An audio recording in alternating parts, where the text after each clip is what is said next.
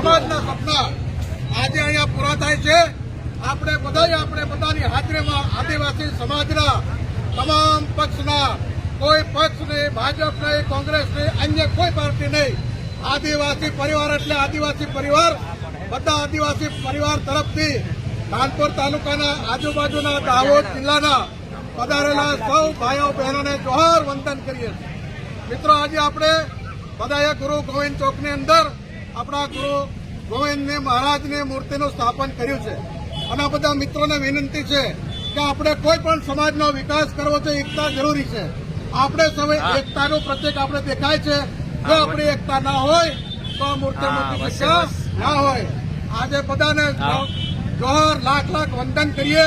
આપણે એક નાના મેસેજથી આદિવાસી પરિવાર ધાનપુરના મેસેજથી આટલી મોટી સંખ્યામાં બધા પધાર્યા છો। ભાઈઓ બહેનો બધાને ખૂબ